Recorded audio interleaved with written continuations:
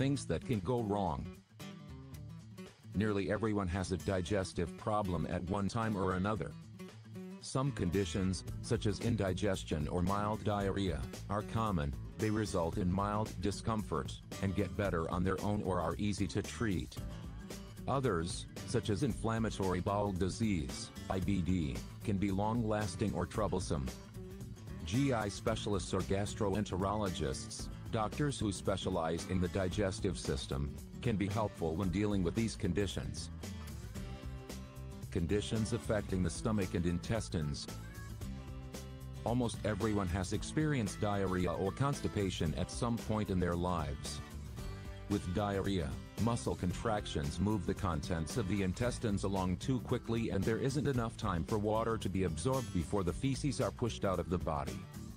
Constipation is the opposite. The contents of the large intestines do not move along fast enough and waste materials stay in the large intestine so long that too much water is removed, and the feces become hard. Other common stomach and intestinal disorders include: celiac disease is a digestive disorder caused by the abnormal response of the immune system to a protein called gluten, which is found in certain foods. People with celiac disease have difficulty digesting the nutrients from their food because eating things with gluten damages the lining of the intestines over time. Some of the symptoms are diarrhea, abdominal pain, and bloating.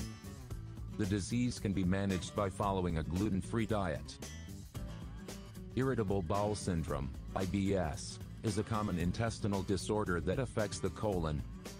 When the muscles in the colon don't work smoothly, a person can feel the abdominal cramps, bloating, constipation, and diarrhea that may be signs of IBS. There's no cure for IBS, but it can be managed by making some dietary and lifestyle changes. Occasionally, medications may be used as well. Gastritis and peptic ulcers. Under normal conditions, the stomach and duodenum are extremely resistant to irritation by the strong acids produced in the stomach. Sometimes, though, a bacterium called Helicobacter pylori or the chronic use of certain medications weakens the protective mucus coating of the stomach and duodenum, allowing acid to get through to the sensitive lining beneath. This can irritate and inflame the lining of the stomach, a condition known as gastritis, or cause peptic ulcers, which are sores or holes that form in the lining of the stomach or the duodenum and cause pain or bleeding. Medications are usually successful in treating these conditions. Inflammatory bowel disease, IBD, is chronic inflammation of the intestines that affects older kids, teens, and adults.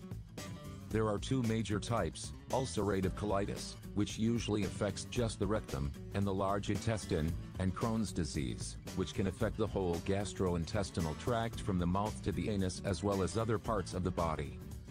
They are treated with medications, but in some cases, surgery may be necessary to remove inflamed or damaged areas of the intestine.